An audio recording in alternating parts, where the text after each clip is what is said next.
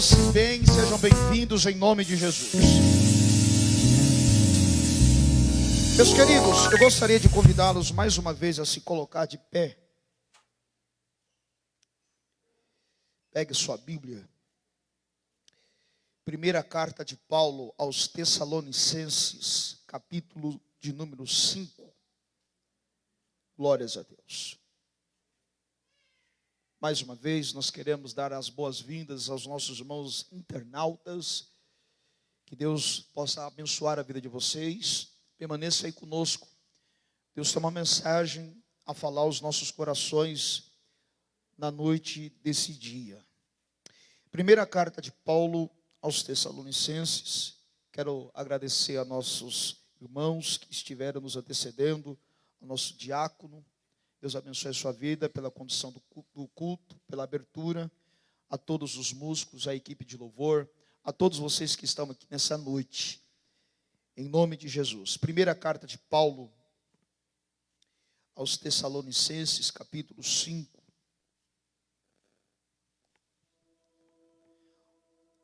Confesso aos irmãos que desde ontem à noite,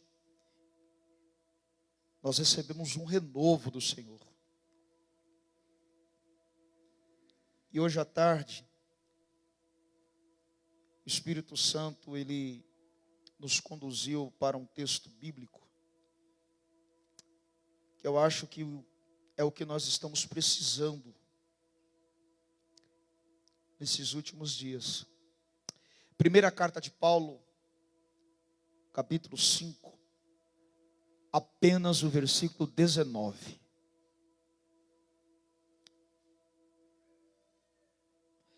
Eu queria saber se tem algum pentecostal aqui nessa noite. Aleluia. Se prepare para receber uma dosagem do Espírito Santo para uma semana desafiadora. Olha o que o texto está dizendo. Eu vou ler esse texto e eu vou pedir que você repita após mim em alto e bom som.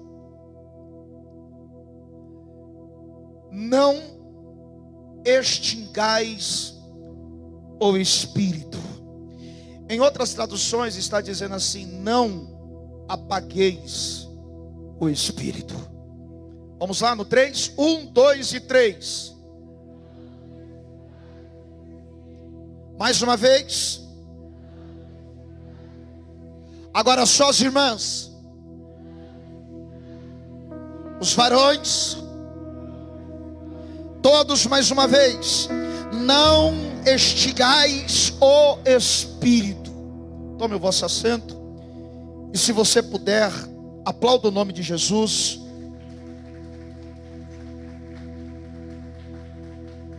Hoje, porque quando nós falamos de ser pentecostal, logo nós associamos o termo pentecostal a movimentos, a gestos, a gritos. E claro, dentro da particularidade de cada um de nós, ou de qualquer um de nós, nós expressamos a presença de Deus da melhor forma que nós quisermos, ou da melhor forma que escolhermos. Uns gritam, outros pulam, outros fazem gestos. E claro, o Espírito Santo, ele respeita a forma que você adora, a forma que você expressa a presença dele. Mas quando você analisa as Escrituras Sagradas, ser pentecostal em quase nada tem a ver com aquilo que nós idealizamos ser pentecostal. Quando nós falamos de ser pentecostal, e aqui eu preciso que você entenda que o termo pentecostal, ele não é um termo bíblico. Não está na Bíblia o termo pentecostal. O termo pentecostal acabou sendo inserido dentro daquele grupo de irmãos que por volta do ano de 1910, quando Daniel Berg e Gunnar Wingren, em uma viagem missionária, por revelação do Espírito Santo, na rua Azusa, em Los Angeles, nos Estados Unidos.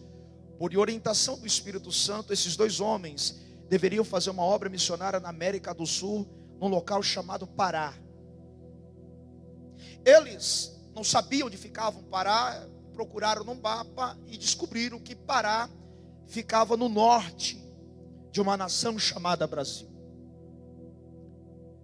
Eles pedem demissão dos seus empregos, se despedem dos amigos que fizeram, porque eles vieram da Europa para os Estados Unidos, e nos Estados Unidos eles recebem uma orientação do Espírito Santo a virem para o estado do Pará.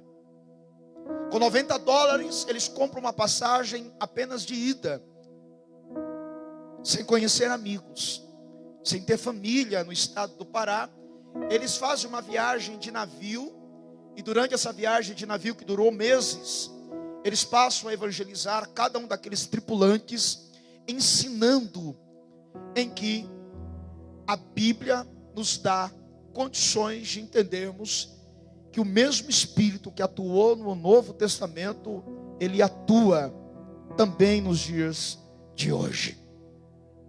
Eles começam a ensinar a doutrina do Espírito Santo, do falar em línguas, do dom da profecia, os 9 dons espirituais que Paulo ensinou na primeira carta aos Coríntios, no capítulo 12.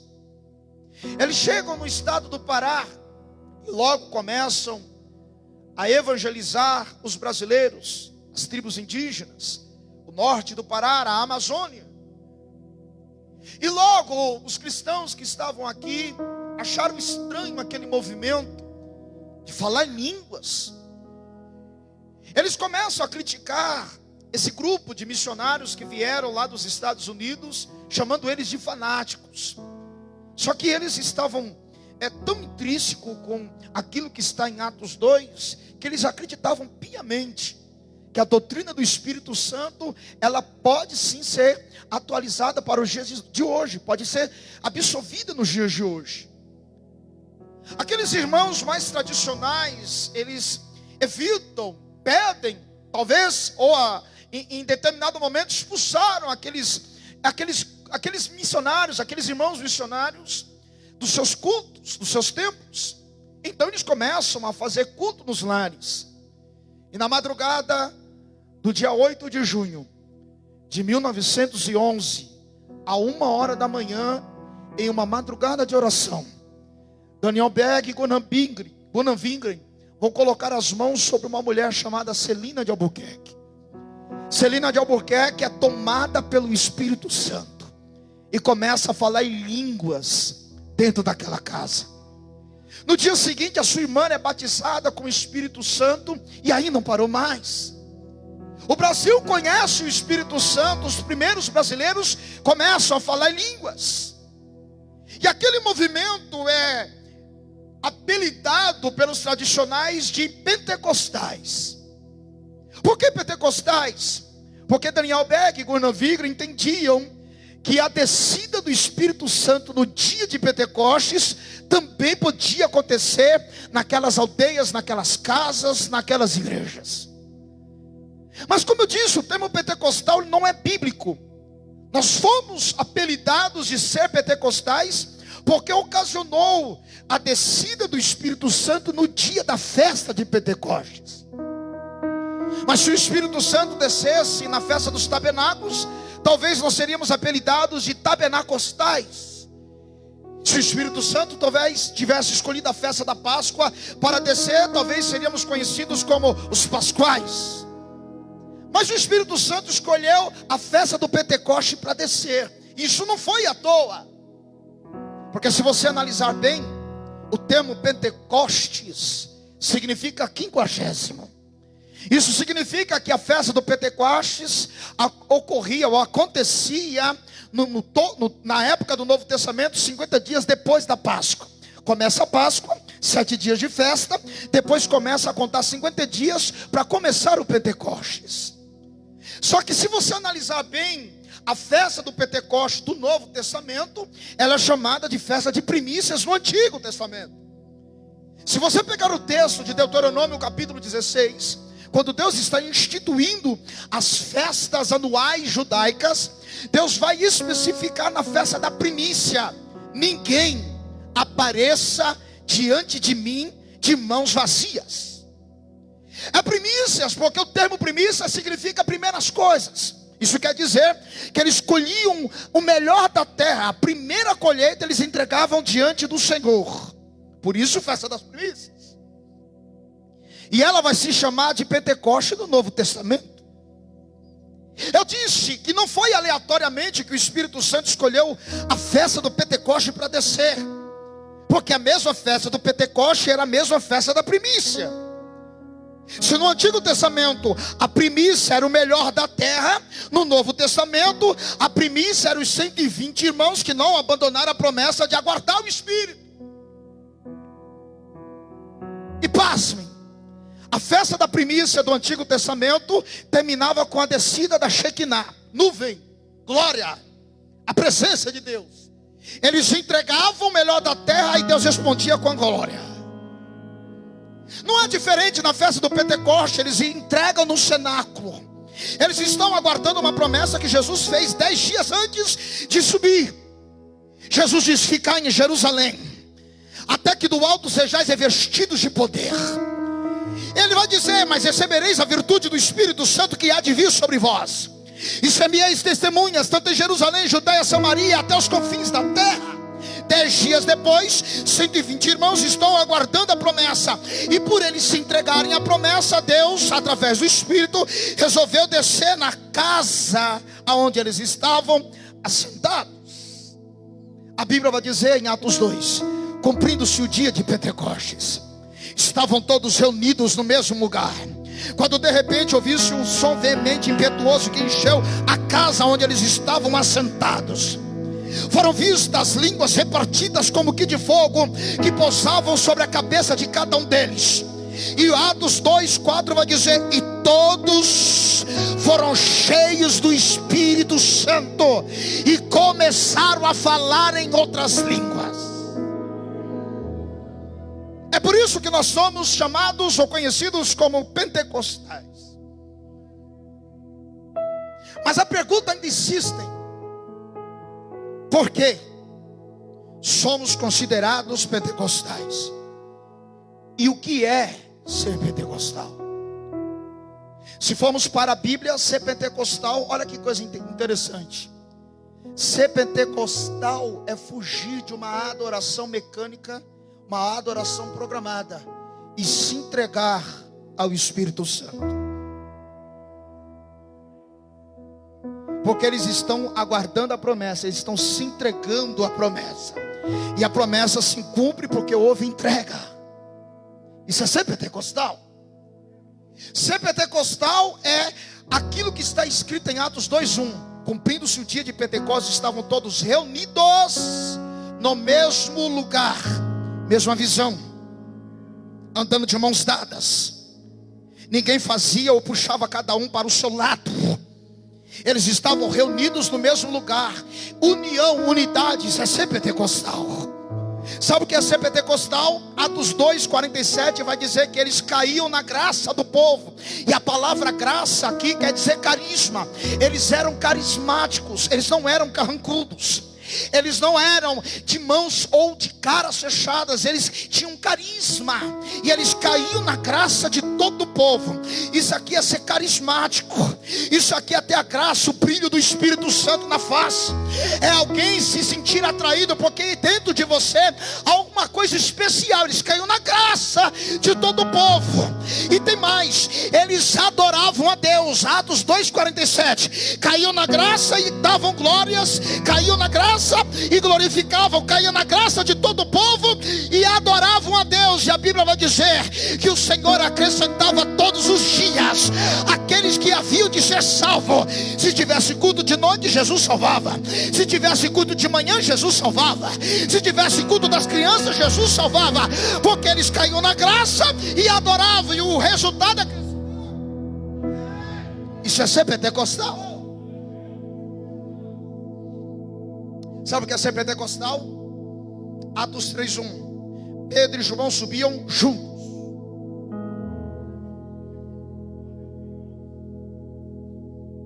Interessante, é o perfil dos dois completamente diferente. Perfil de Pedro, agressivo, estourado, mas modelado pelo Espírito Santo, se tornou uma bomba atômica nas mãos de Deus. O perfil de João, mais pazão, ele vai escrever uma carta em tom de pai. Ele vai falar para a igreja: filhinhos, não pequeis, mas se pecar, nós temos um advogado. Isso é ser pai. Nós temos um destemperado, mas modelado pelo Espírito Santo, e nós temos um paizão. Mas o texto de Atos capítulo 3 vai nos apresentar apenas um aspecto do que é ser pentecostal. Pedro e João subiu juntos. Os diferentes se unem. E quando os diferentes se unem, a Bíblia vai dizer que vai apresentar-se diante deles um coxo. O coxo vai para a porta formosa, a porta onde entravam os ricos, os bacanas, os nobres. Ele sabia que indo para aquela porta ele receberia alguma oferta. Mas ocasionalmente os diferentes se unem e vão passar em frente à porta formosa. Eis que alguém pede esmola. Pedro olha para ele, estende a mão e diz: eu não tenho prata e nem ouro, mas o que eu tenho também está nele, e o que está nele também está em mim. Nós somos diferentes, mas somos do mesmo Pai. Em nome de Jesus o Nazareno, levanta-te e anda. A Bíblia vai dizer que o paralítico fica em pé, dá um pulo, os pés se endireitam, vai para a igreja e dá glória. Ele vai ficar de pé, os pés se endireitam, dá um pulo e vai glória. A unidade dos diferentes fez alguém que estava caído se levantar. Isso é ser pentecostal.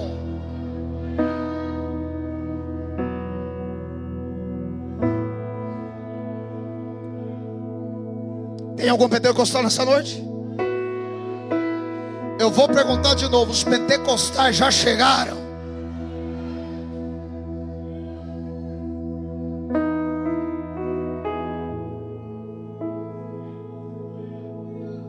Quando nós nos enquadrarmos ao padrão bíblico do que é ser pentecostal, aí você pode adorar do jeito que você quiser. Você pode gritar, você pode pular, você pode chorar, você pode extravasar, porque tudo isso é uma consequência de alguém que mantém os padrões bíblicos de um ser pentecostal. Mas deixa eu entrar na mensagem.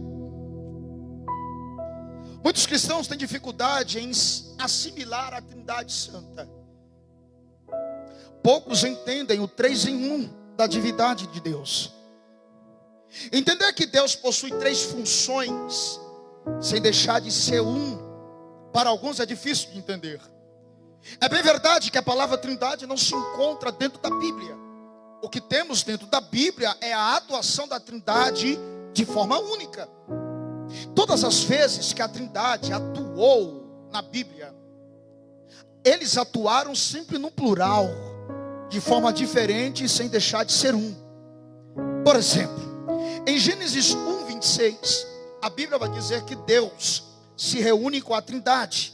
O Filho está de um lado, o Espírito está do outro. E Deus vai tomar conselho e lançar o debate na mesa. Façamos o homem, façamos, plural, o homem, segundo a nossa imagem e semelhança. Ali está Deus, na presença da Trindade, tomando o conselho para formar o homem. Quando você vai para Gênesis capítulo 11, versículo 7, quando Nimrod, o primeiro ditador humano, se reúne para opor-se a Deus, construindo a Torre de Babel, a Bíblia vai dizer que a Trindade, mais uma vez, reúne-se em forma no plural, ou no seu plural, dizendo: desçamos e confundamos a língua deles. E é aí que os homens começam a falar em outros idiomas. Quando você vai para Mateus capítulo 3, a Bíblia vai dizer que Jesus está descendo as águas do Jordão. João Batista está ali para batizá-lo.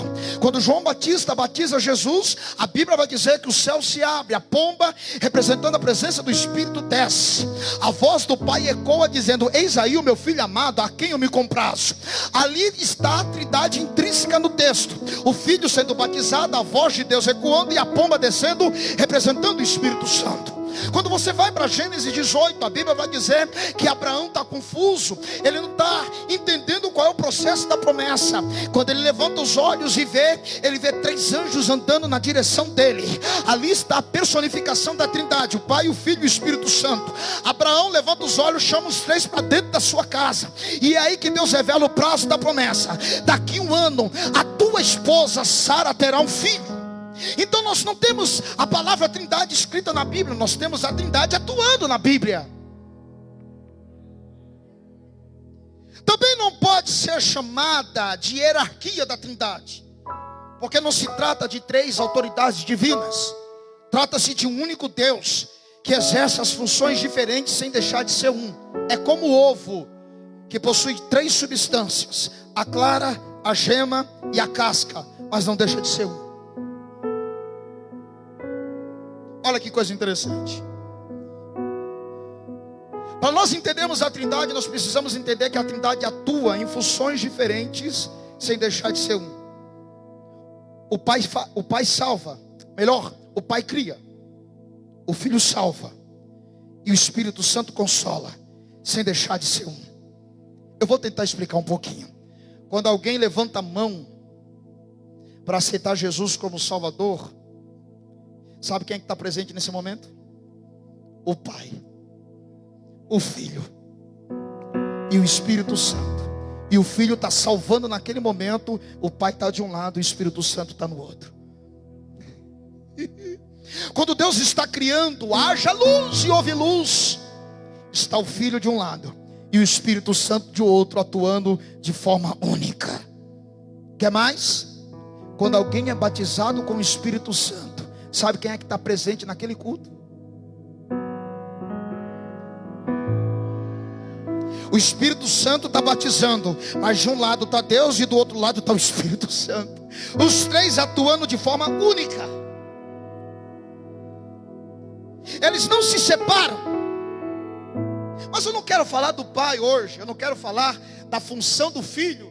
Eu quero falar da função do Espírito Santo. E a pergunta que surge é: quem é o Espírito Santo? Quem é esse terceiro ser da Trindade que tanto nos alegra, que batiza, que consola, que conforta, que enxuga as lágrimas, que restaura, que traz vida, que cura, que restaura? Quem é esse ser? Quem é o Espírito Santo? Ouça, a Bíblia nos dá algumas informações sobre quem é o Espírito Santo. Por exemplo, em João capítulo 14, versículo 26, a Bíblia vai dizer que o Espírito Santo, ele é o Consolador. E a palavra Consolador é a junção de duas palavras: consola e dor. Consola igual a dor. Ele está dizendo que o Espírito Santo é aquele que consola na hora da dor. Quando você está doente, ou quando você está doente, quando você sente dor, o único que pode te consolar, trazendo consolo na hora da dor, é o Espírito Santo. É o Espírito Santo que nos consola. E a palavra consolador em João 14, 26 é uma palavra que no grego é chamada de paracleto. E quando você estuda a palavra paracleto, traduzido para o idioma português, paracleto é o amigo que anda ao lado quando ninguém está do seu lado. Sabe aquele momento que você chora no chuveiro? Sabe aquele momento em que a dor bate no peito, a lágrima desce, você olha de um lado, olha para o outro e não tem ninguém? O Espírito está dizendo assim: eu sou o paracleto, eu sou o amigo.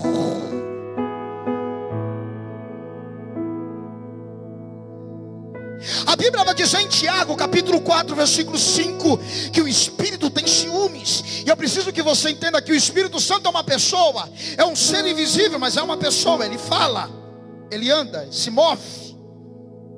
E Tiago também vai dizer no capítulo 4, versículo 5, que ele tem ciúmes. E os ciúmes aqui não é aquele ciúme doentio. Ciúmes aqui se chama zelo. O Espírito Santo não consegue dividir o homem com ninguém e nem com outra coisa. Ou é tudo dele, ou é tudo seu. João capítulo 16, versículo 8 vai dizer que o Espírito Santo é aquele que convence. É ele quem convence o coração petrificado. É o Espírito quem mostra os prós e os contras de uma escolha. Em Efésios capítulo 4, versículo 30, a Bíblia vai dizer que o Espírito Santo pode se entristecer. Não podemos ou podemos machucar os sentimentos do Espírito Santo quando nós pecamos. Quando nós estamos com o coração magoado, ressentido, ele se entristece. Até porque o Espírito Santo não pode habitar aonde tem ressentimento, aonde tem mágoa. É por isso que o Espírito Santo é simbolizado pela pomba. Dentro do reino animal, a pomba é a única ave que não possui dentro do seu coração uma substância amarga chamada de fel. É por isso que quando Deus vai falar com o seu filho sendo batizado, a pomba desce, porque a pomba não reage. A pomba é dócil, a pomba não revida ataques.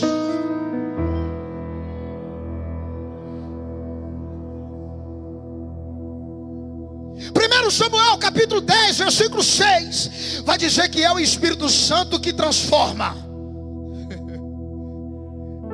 A Bíblia vai dizer que quando Saul é ungido a rei de Israel, Samuel o aconselha a se misturar no meio dos profetas. E quando Saul se mistura no meio dos profetas, ele passa a profetizar também. Sabe o que a Bíblia vai dizer? E Deus transformou Saul em um novo homem. Sabe quem é que vai convencer o coração? Não são as suas palavras. Sabe quem é que convence o coração de terceiros? É a voz do joelho. Não é por força, nem por violência, mas pelo meu espírito, diz o Senhor. Escute, podemos conhecer o Espírito Santo pelo seu fruto. E o fruto do Espírito Santo é dividido em 9 características.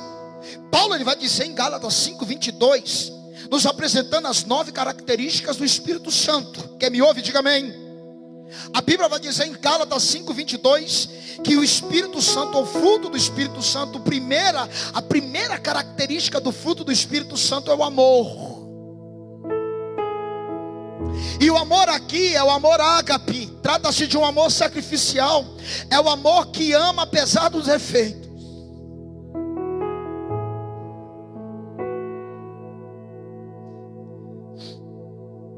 Só consegue amar de verdade aquele que entende que o outro também tem defeito. Não dá para escolher a quem amar, até porque você também é defeituoso. A Bíblia vai dizer o seguinte, Paulo dizendo que o amor de Cristo por ele, Paulo constrangia. O amor de Cristo me constrange. E a palavra constrangimento aqui, constrangir, trata-se de envergonhar. Paulo está dizendo, o amor de Cristo por mim me envergonha, porque Deus, Cristo me ama apesar dos meus defeitos, e eu não consigo amar os meus semelhantes com os defeitos dele. É por isso que o amor de Cristo me envergonha. Paulo está dizendo, Deus, Cristo me ama comigo cheio de defeito, e eu não consigo amar o meu semelhante que tem defeitos também igual eu.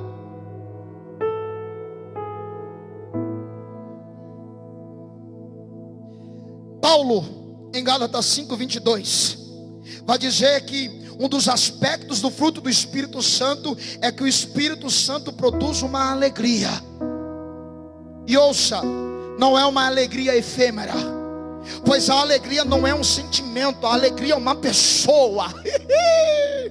Paulo vai dizer para a igreja de Filipenses no capítulo 4, versículo 4: alegrai-vos sempre no Senhor. Outra vez vos digo, alegrai-vos no Senhor. Paulo está dizendo que a alegria não é uma opção, a alegria é um mandamento. Ele vai usar o verbo no imperativo, alegrai-vos. Como assim? Me feriu, Paulo está dizendo alegrai-vos. Mas me machucou, Paulo está dizendo alegrai-vos. Porque a alegria não é um sentimento, a alegria é uma pessoa. A alegria não é uma opção, a alegria é um mandamento.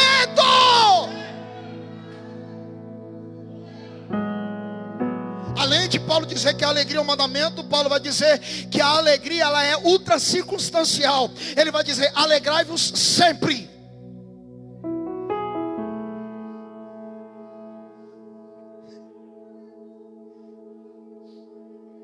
Como é que falar de alegria dentro de um cenário de caos? Como falar de alegria se dentro da minha casa eu não tenho alegria? Como falar de alegria se a minha vida é um marasmo, a minha vida é uma vida de terror? Não acontece nada de novo na minha vida. Deus está dizendo, você está confundindo sentimento. Eu vou repetir mais uma vez, a alegria não é um sentimento, a alegria é uma pessoa. Não tem como alguém dizer que tem a presença de Jesus e andar com cara fechada. Não tem como alguém dizer que tem a presença de Jesus e vive triste. Você pode passar por momentos de tristeza, mas a alegria, ela está dentro de você, porque não dá para arrancar Cristo da vida de um adorador, não dá para tirar Jesus da vida de um crente. É por isso que você venceu tudo que venceu, para chegar aqui da glória. Ei, você é um sobrevivente. Sabe por que você é o sobrevivente? Você tinha tudo para dar errado, mas aí Cristo colocou uma alegria e vai dizer assim: eu vou me arrumar, eu vou colocar a minha melhor roupa. Quer saber de uma coisa, Satanás? Eu não vou deixar você estragar a minha alegria. Jesus não vai ser arrancado da minha alma. Cadê você? Eu vou deixar você adorar.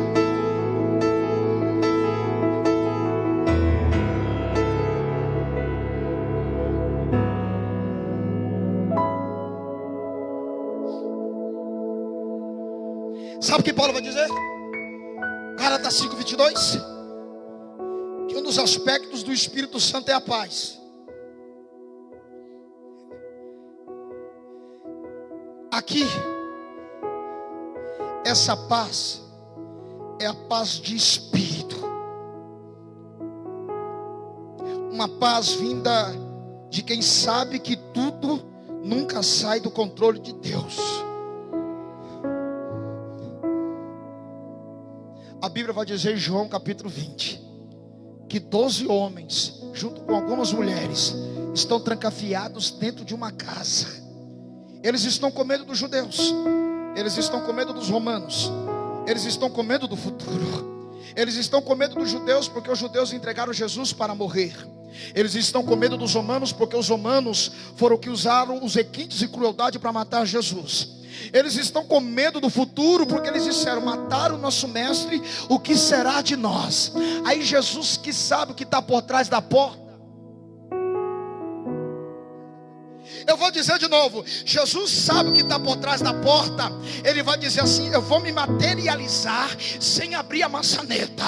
Jesus atravessa a parede, ele abre a porta sem abri-la, ele se transmite dentro daquela casa. Sabe qual é a primeira coisa que Jesus vai dizer para uma casa onde está todo mundo com medo? Ele vai dizer assim: está com medo dos judeus? Paz seja convosco. Está com medo dos romanos? Paz seja convosco. Está com medo do futuro? Paz seja convosco. Levanta, levanta, levanta.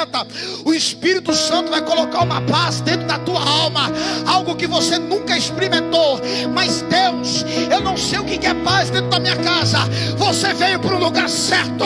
Eu de cima desse altar profetizo: receba a paz, receba a paz, receba a presença do Espírito Santo.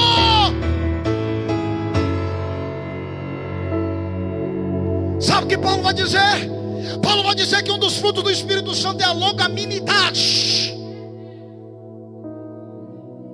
E aqui longanimidade significa ânimo longo. Deus vai colocar paciência na tua alma. Tem alguém aqui cheio do Espírito Santo? Diga para quem está perto de você: Deus vai colocar paciência.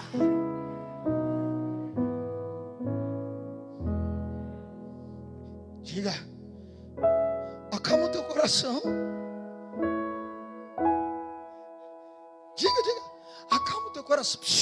Abaixa aí o teor, a temperatura. É aqui que nós aprendemos que essa tal paciência demorada, ela vem sem perder a percepção do momento de agir. Ele vai te dar paz, mas vai te dar também o estalo para você agir. Paulo vai dizer em Gálatas 5:22 que o fruto do Espírito é alegria, amor, alegria, paz, longanimidade. Ele vai te dar uma paciência, mas essa paciência não é para te tornar inativo. Essa paciência é tranquilidade para você ser um estrategista para agir aonde tem que agir.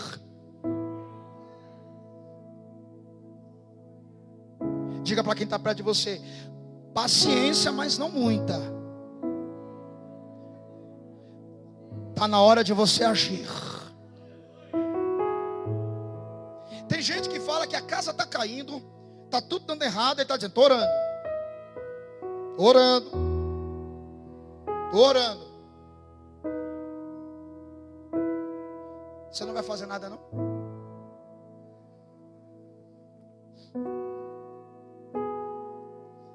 Paulo vai dizer que ele não nos deu um espírito de medo e nem de temor, mas um espírito de ousadia.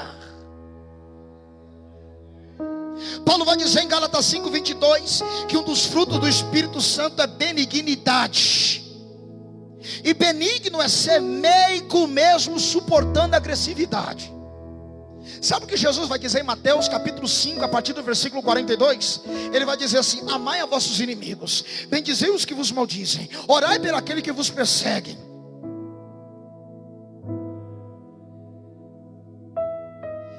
Como é que é a história? Amar os meus inimigos. Paulo vai dizer em Efésios capítulo 6:10 que o nosso inimigo, ele não tem carne, ele não tem sangue. O nosso inimigo é as potestades do mal. Só que Jesus está dizendo em Mateus capítulo 5 que nós devemos amar o nosso inimigo. Será que Jesus está contrariando Paulo? Ou Paulo contrariando Cristo? De maneira nenhuma. Jesus sabe que você não consegue, você e eu não conseguimos discernir qual é de fato o nosso verdadeiro inimigo. Dentro do nosso consentimento, o nosso inimigo é aquele que pisa no nosso calo. Dentro do nosso consentimento, o nosso inimigo é aquele que fica falando mal da gente.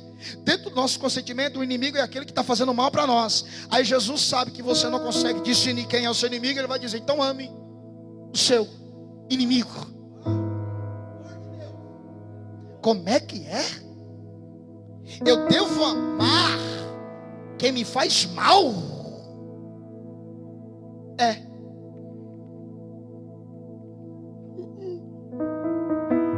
Eu vou fazer uma pergunta que eu fiz no começo: tem algum pentecostal aqui?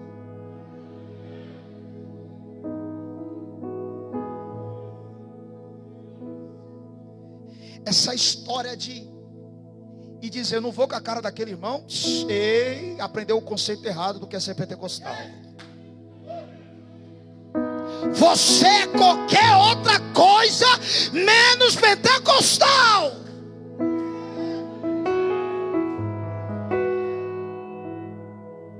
Amai a vossos inimigos.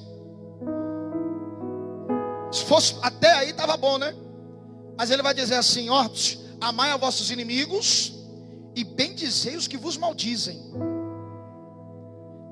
Em outras palavras, Jesus está dizendo: você tem que falar bem de quem fala mal de você. Como é que é?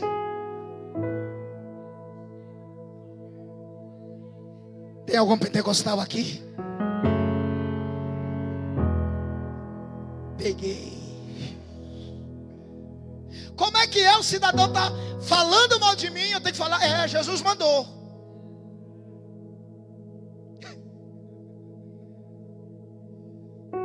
Está falando mal, ele é uma bênção. Como ele é uma bênção. Mas o irmão está acabando. Não, mas ele é uma bênção. Olha como é a família dele é abençoada. Se fosse só por aí ainda estava bem.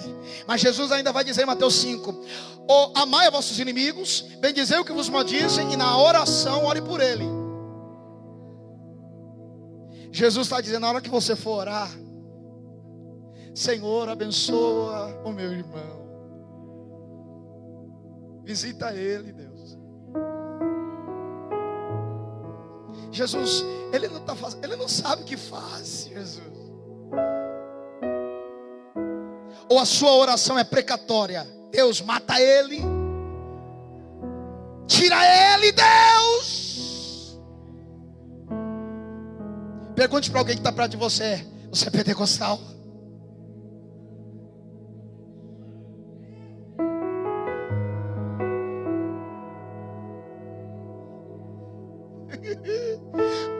dignidade ser bom com quem é ruim.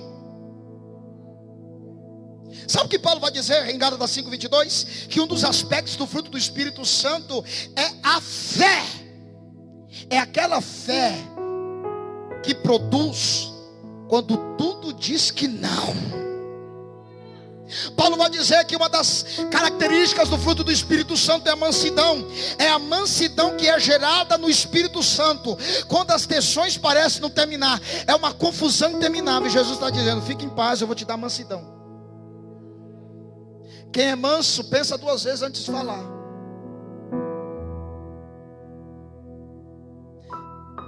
Tem algum pentecostal aqui?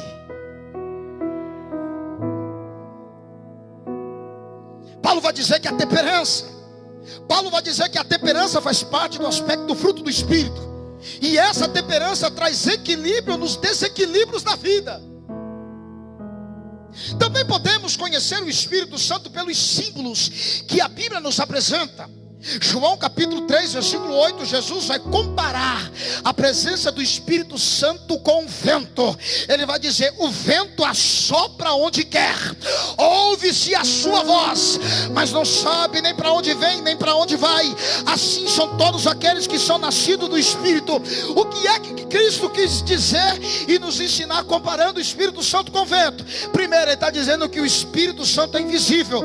Jesus está aplicando na fé de Nicodemos a invisibilidade do Espírito. Isso aqui tem uma profundidade espetacular. Nós não vemos, mas o Espírito Santo assopra o seu poder aonde precisa ser assoprado. Nós não vemos, mas nós sabemos que Ele está agindo. Nós não vemos, mas sabemos que alguma coisa está para acontecer. Nós não vemos, mas nós sabemos que Ele está agindo. Jesus está dizendo: Nicodemos, o Espírito Santo é invisível. Isso quer dizer que você não controla a invisibilidade do Espírito. Não há como colocar o Espírito Santo dentro de uma caixinha. E Ele está dizendo: assim como o Espírito Santo é invisível, quem é nascido do Espírito também tem que agir dentro da invisibilidade. Não são as habilidades que tem que aparecer, não é o teu talento que tem que aparecer, não é a tua excelência que tem que aparecer. Quem tem que aparecer é a invisibilidade do Espírito Santo. Sabe o que Jesus está aplicando na fé de Nicodemos? Ele vai dizer: Nicodemos, o Espírito Santo ele é imprevisível.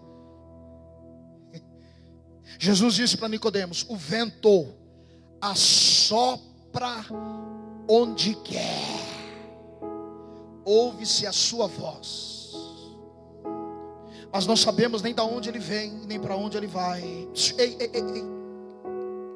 Quem é nascido do Espírito não anda segundo os seus achismos. Eu acho, o Espírito Santo está dizendo: não estou no meio.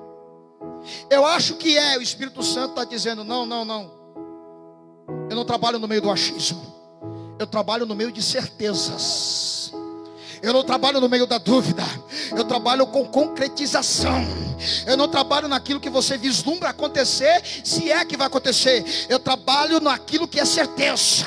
O Deus que eu conheço está na palavra dele dizendo: Deus não mente. Quando ele fala, ele cumpre. Quando ele diz acontecer e acontece. Se Deus prometeu alguma coisa para você, levante as suas mãos. Ele não é homem para mentir, nem filho do homem para dizer que não vai acontecer. Se Deus falou que vai fazer, Ele vai fazer. E Deus me trouxe aqui para dizer isso para alguém.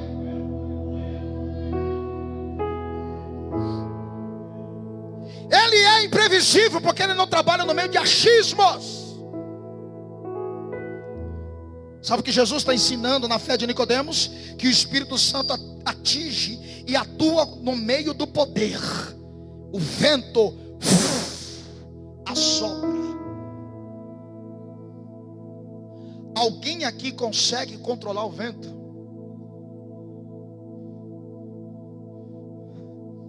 Isso é poder. Dinamite. Quem é nascido do Espírito, ninguém detém aquilo que Deus colocou nas mãos dele. Diga para alguém: se você soubesse a dinamite que há dentro de você, você não ficaria nesse baixo astral. Não abaixaria a cabeça para qualquer imprevisibilidade. Se você pudesse analisar o tamanho do teu potencial, levanta a mão, levanta a mão. Dentro de você atua e habita o Espírito Santo. Ei, se prepare para viver a dinamite do Espírito de Deus. Se prepare para viver aquilo que você nunca viveu. Deus vai explodir aonde precisa ser explodido, mas na inatividade você não fica. Deus vai agir com dinamismo, mas na passividade as coisas não vão ficar. Quem recebe essa promessa, receba essa profecia. Deus está colocando dinamismo em águas paradas. Eu vou deixar você adorar.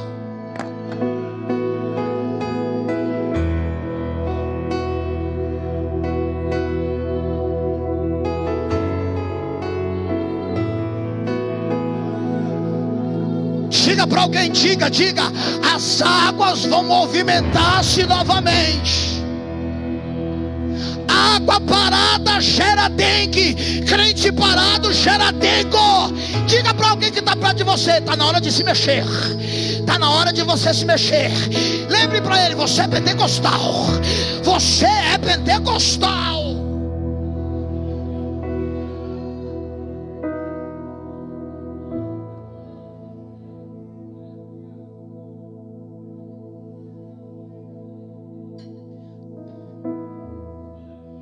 A Bíblia vai dizer em João 7,37 que o Espírito Santo é simbolizado pela água.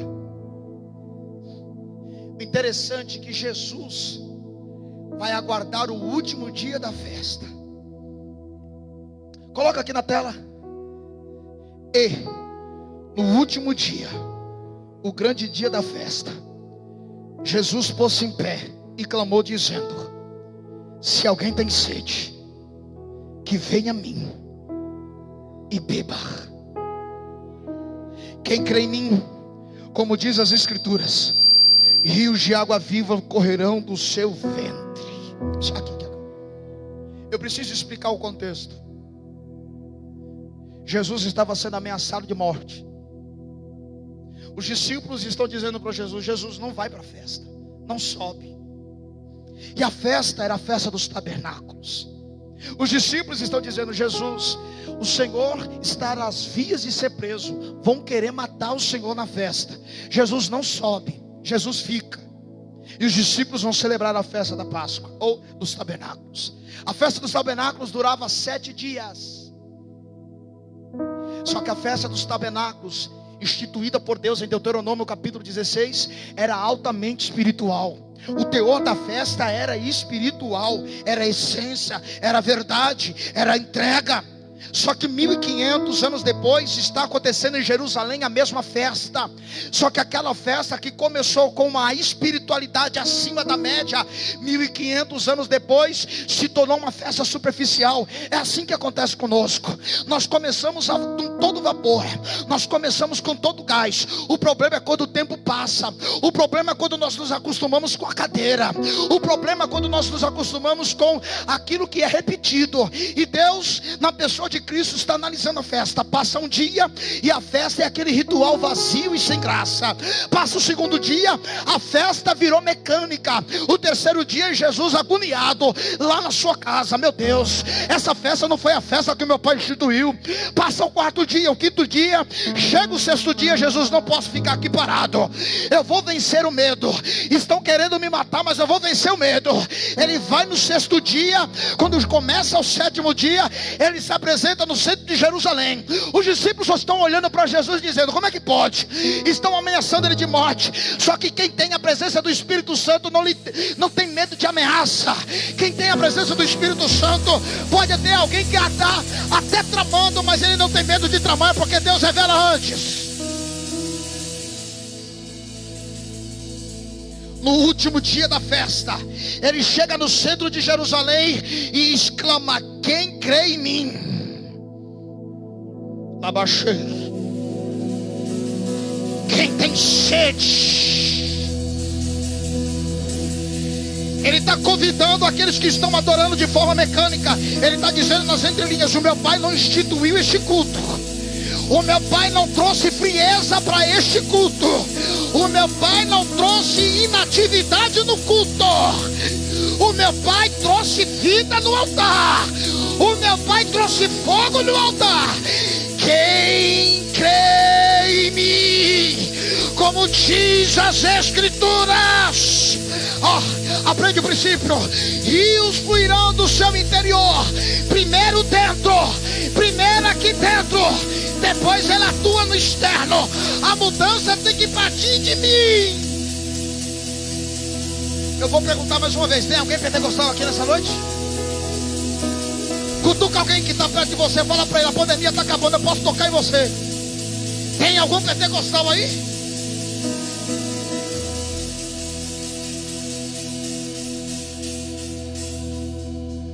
Água. A água lava. A água hidrata. A água refresca. Características do Espírito Santo. O Senhor está ministrando para alguém: eu vou abaixar a temperatura.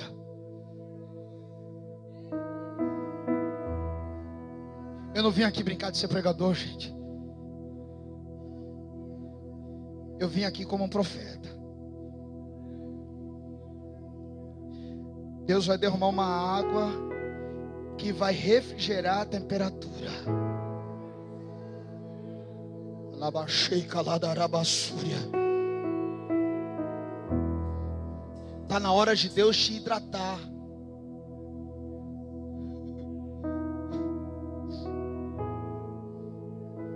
Percebeu que a gente não chora mais?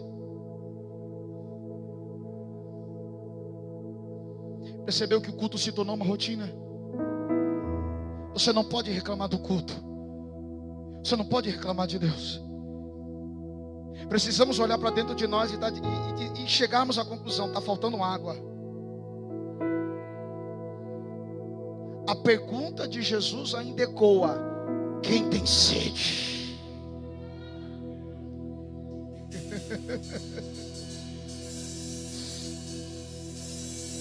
Quem tem sede? Quem tem sede?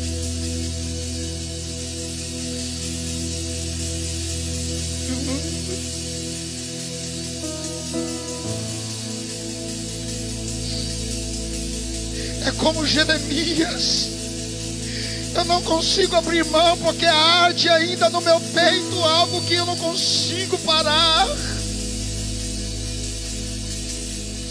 A maior evidência de que Deus ainda tem um negócio contigo é você ainda está de pé.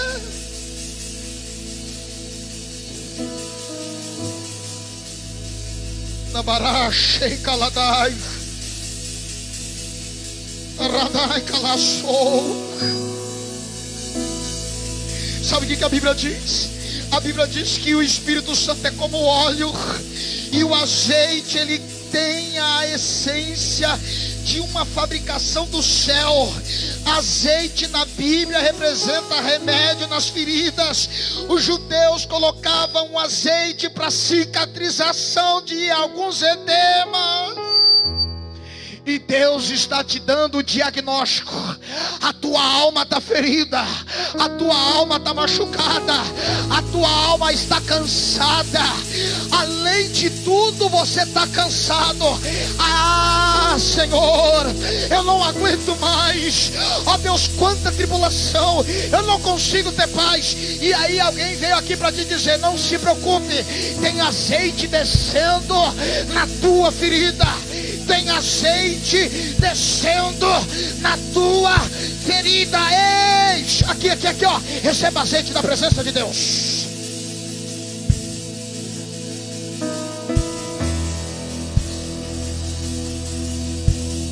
Jesus quer curar os teus traumas. O Espírito Santo quer curar os teus traumas.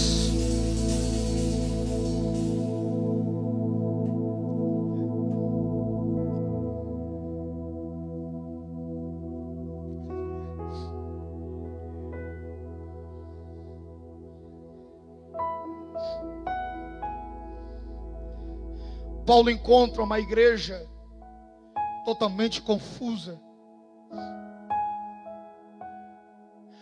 Quando Paulo chegou em Tessalônica, em Atos capítulo 17, ele ficou 3 sábados naquela cidade, 21 dias, pregando o evangelho. Ele abre uma igreja naquela cidade. Sabe o que ficou marcado na igreja de Tessalônica? O desejo pela volta de Cristo.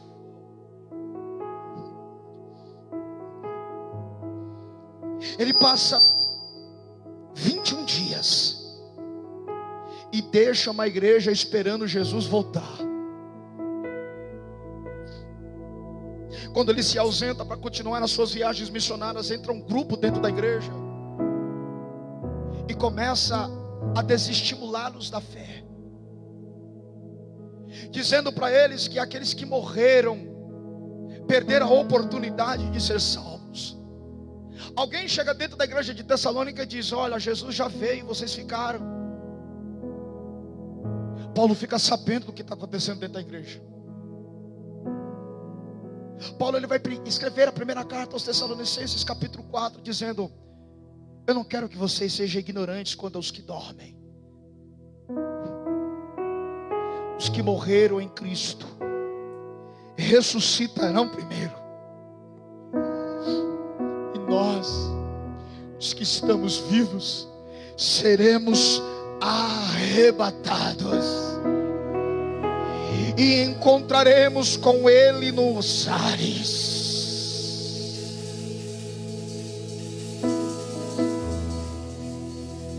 Só que o desestímulo da fé fez o povo da igreja de Tessalônica se esfriar no espírito. Aí Paulo vai escrever o capítulo 5 da primeira carta, dizendo assim no versículo 17: orai sem cessar. Paulo está dizendo o seguinte: olha, o arrebatamento só pode ser produzido e exercido quando houver a presença do Espírito Santo. Paulo vai dizer: uma trombeta vai tocar, e essa trombeta só pode ser ouvido quem tem a presença do Espírito. Quem tem os seus ouvidos ungidos pelo Espírito ouvirá o soar da trombeta do anjo. Sabe qual foi o conselho de Paulo? Não apagueis o Espírito. Paulo percebeu que dentro da igreja de Tessalônica, a igreja estava perdendo o termômetro espiritual.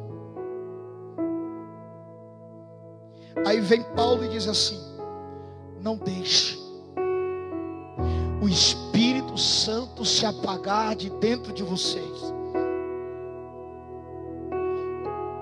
Olhem para mim.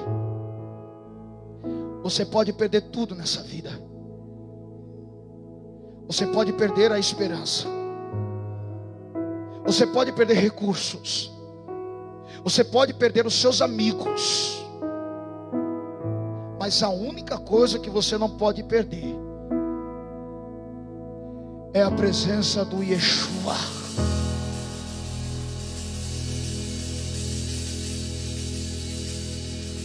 Sabe o que vai manter você de pé? Se você não deixar o fogo apagar. Sabe o que Moisés vai escrever em Levíticos capítulo 6, versículo 13? O fogo arderá continuamente sobre o altar. Só que Moisés vai dizer: para o fogo continuar aceso, os sacerdotes têm que limpar o pavio. O pavio não pode apagar. O pavio tem que ser trocado na lamparina. Tem que trocar o pavio às 6 horas da manhã, às 18 horas da tarde, porque o fogo tem que pegar no altar 24 horas por dia.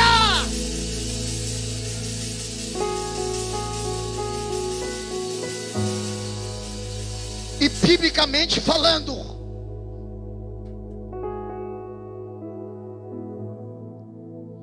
o fogo do Espírito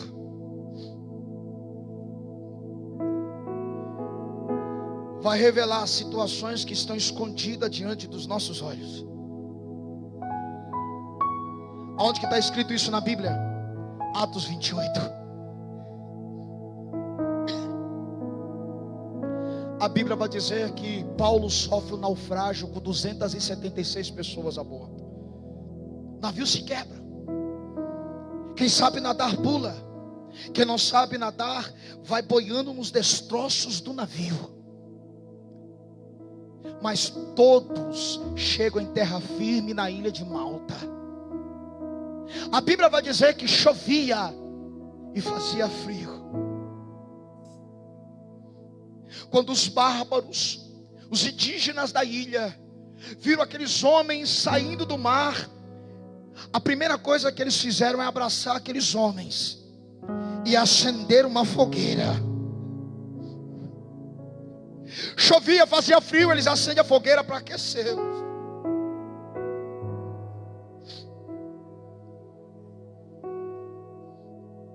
Aleluia. E quantas vezes nós estamos tão frios na presença de Deus? O que adianta entrar e sair por essas portas e não sentir nenhum pinguinho da presença dEle? Sabe o que o Espírito Santo colocou no meu coração agora, nesse exato momento? Eu estou com saudades. Ah, como eu estou com saudades. Mesmo que você, quando você não entendia o que era ser cheio do Espírito Santo, você pulava na minha presença. Como eu estou com saudade daquele glória a Deus que vinha lá do fundo da alma.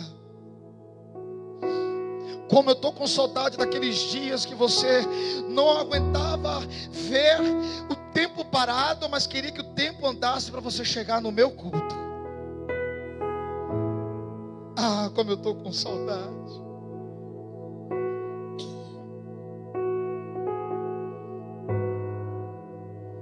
Algumas coisas só vão acontecer quando você voltar a sentir a presença dEle. Aleluia. Fazia frio. A fogueira é acesa e todos começam a se aquecer. Só que ninguém percebeu uma coisa: a fogueira estava se apagando. Só Paulo percebeu que a fogueira estava apagando. Eu aprendo o grande princípio. Infelizmente a grande maioria não entende que o fogo está apagando. Aí Deus precisa levantar alguns poucos para ir até a fogueira e colocar lenha na fogueira. Sabe o que Paulo faz? Paulo levanta-se, porque alguma coisa precisa ser feita. Como estava chovendo na ilha, estava tudo molhado. Então Paulo encontra alguns gravetos secos e lança na fogueira e volta para o seu canto para se aquecer. Só que graveto não sustenta a fogueira acesa. O que mantém a fogueira acesa é lenha, mas as lenhas estavam molhadas. E para a fogueira manter-se acesa, a lenha tem que estar seca, pronto para pegar fogo.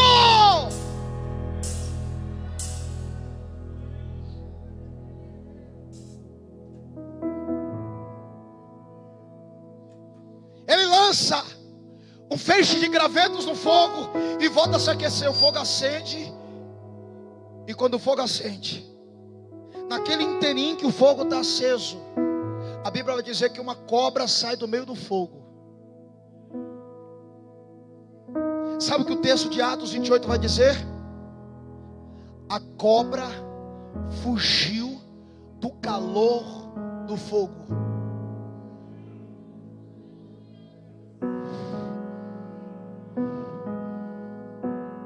Diga Diga para quem está perto de você: vida cristã.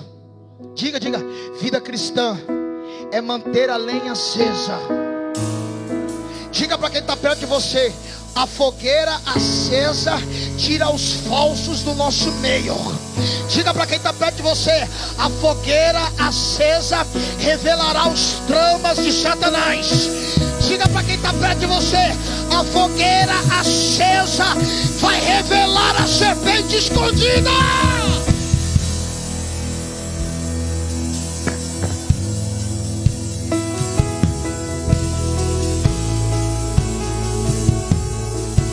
Cadê você acendendo a fogueira? Cadê você acendendo a fogueira? Quem tem glória da glória. Quem tem glória da glória. Quem tem glória da glória. A serpente não fica quando o calor começa a aquecer. Não apagueis o espírito. Não apagueis o espírito. Não apagueis o espírito. Não apagueis o espírito. Não apagueis o espírito.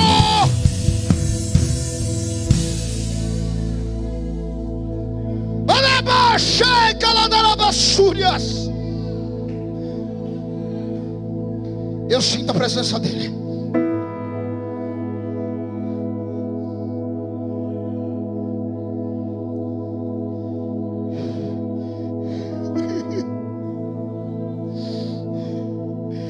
O fogo purifica. Quanto mais o fogo aceso, mais longe do pecado você fica. Quanto mais o fogo se aquece, mais você mantém longe aquilo que te faz perder a esperança.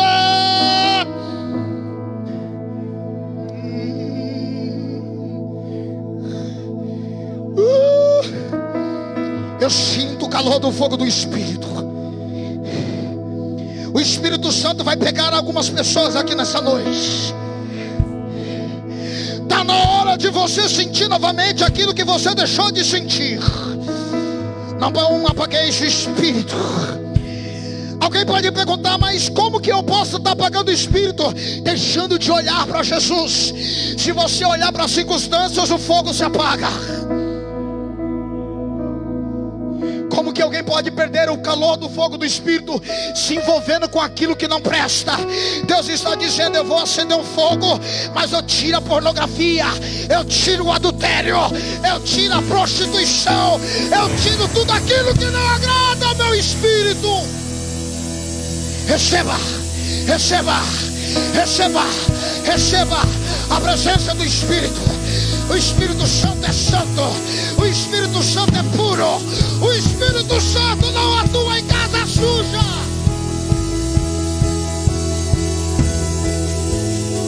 Se coloca de pé.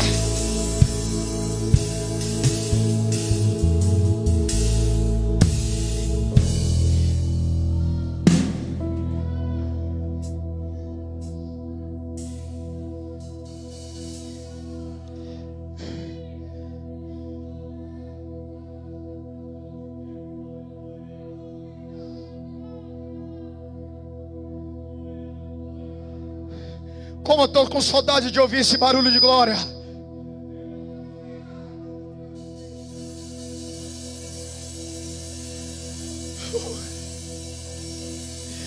Tem alguém que é batizado com o Espírito Santo aqui nessa noite?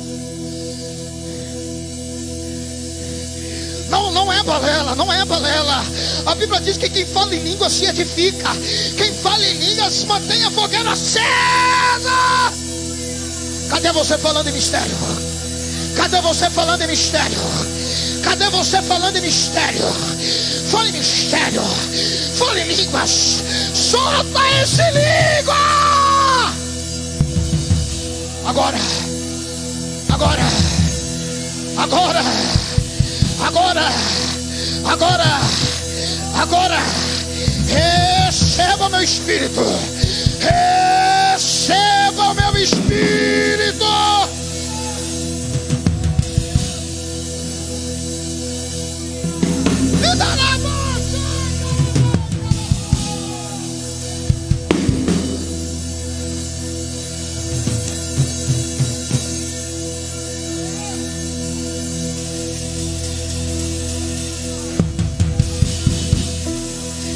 receba a presença do doce Espírito. Cadê os pentecostais? Cadê os pentecostais? Cadê aqueles que falam em línguas e creem na profecia? Faz parte do nosso DNA. Nascemos no fogo e vamos continuar no fogo.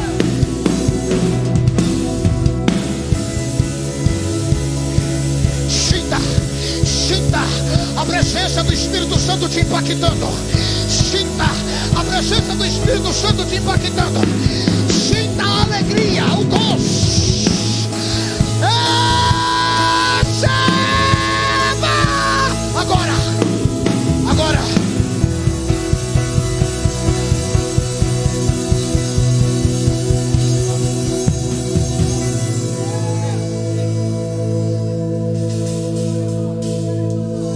Levanta as suas mãos, nós vamos adorar. Você não pode sair desse culto frio da maneira que você entrou.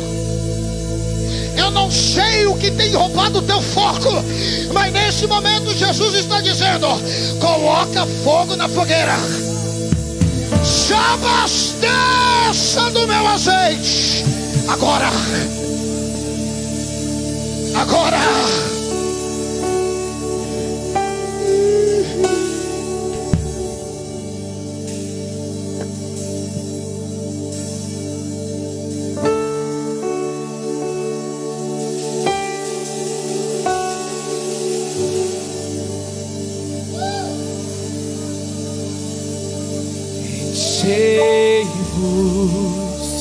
Enchei-vos do Espírito de Deus.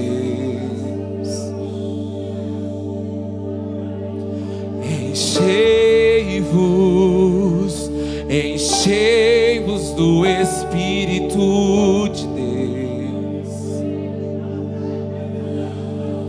Oh, abre os céus, Deus, e derrama a tua Shekinah.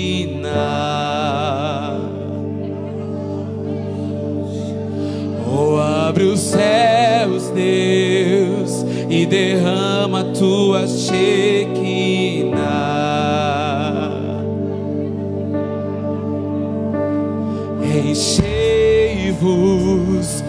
Enchei-vos do Espírito de Deus.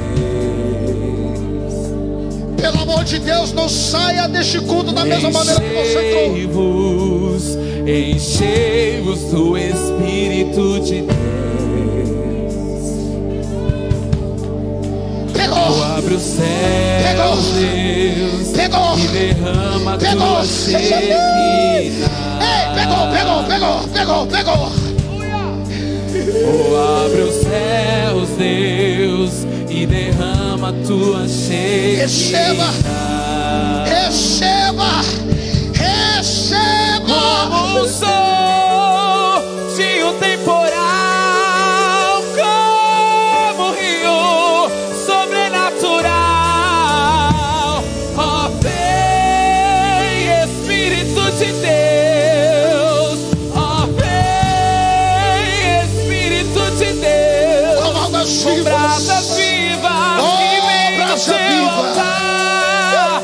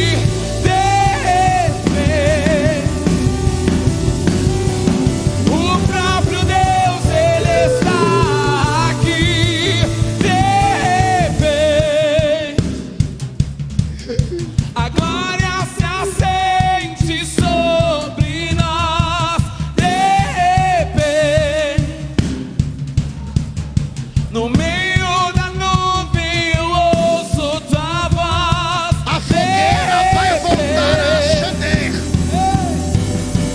Todas as correntes começam a cair. De repente, o próprio Deus, Ele está aqui. De repente, a glória se acende sobre nós. De repente, No meio da nuvem eu ouço sua voz. de repente. Todas as correntes começam. De repente, o próprio Deus, Ele está aqui.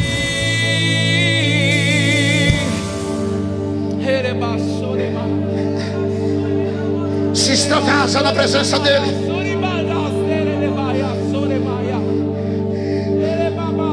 Não se importe com quem olha para o teu jeito de adorar. O que está em jogo é a tua necessidade. O que está em jogo é a necessidade da tua alma. Senhor, eu não aceito sair desse culto sem sentir a partícula da tua presença. Oh Senhor, aquece os corações, aquece as almas, aquece, aquece, aquece, Deus.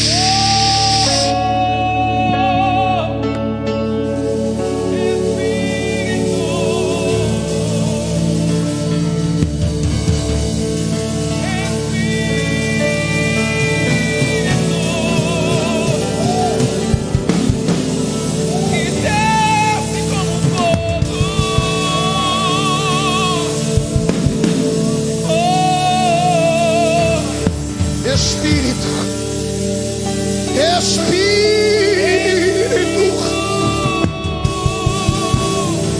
que desce como fogo. Coloca as suas duas mãos sobre o teu coração. Diga para ele: Espírito, aquece a minha alma. Aquece a minha alma, Espírito. Aquece a minha alma, Espírito.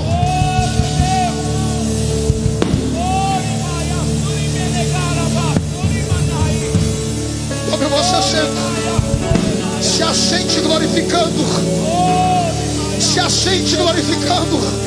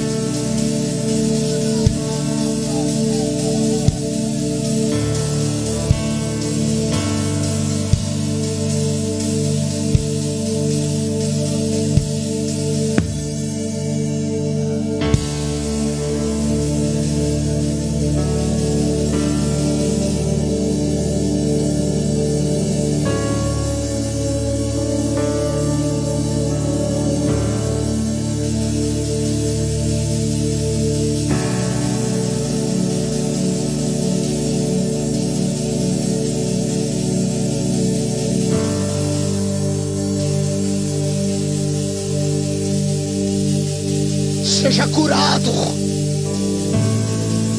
seja curada. O Espírito Santo está me dizendo: eu vou curar da depressão.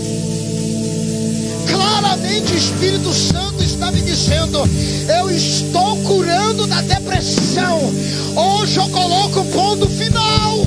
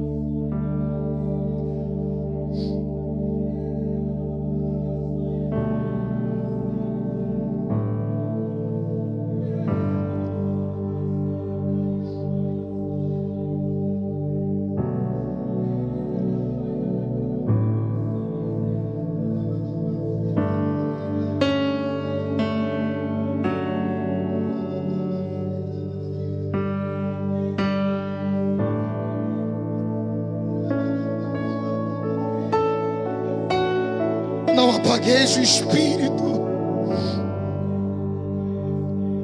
Oh, aleluia. Se coloque de pé.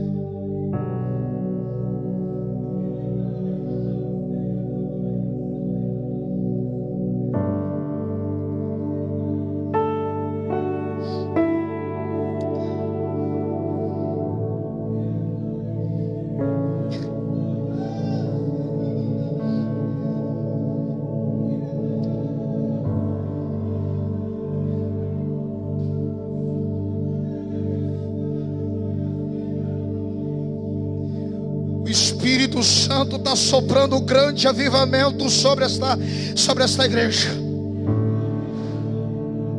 Há um grande avivamento vindo sobre a igreja Assembleia de Deus Missionária. Quem viver verá o soprar do Espírito.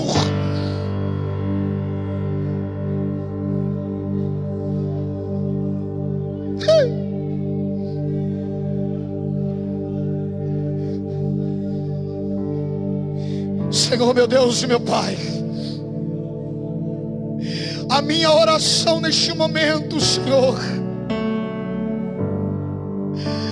é que aquilo que nós estamos recebendo hoje possamos levar para o resto da semana.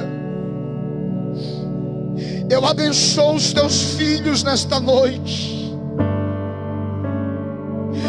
Eu profetizo que a presença do Espírito Santo, que em cada passo, a cada escolha, a cada momento da vida deles durante essa semana, e que esse avivamento venha transformar,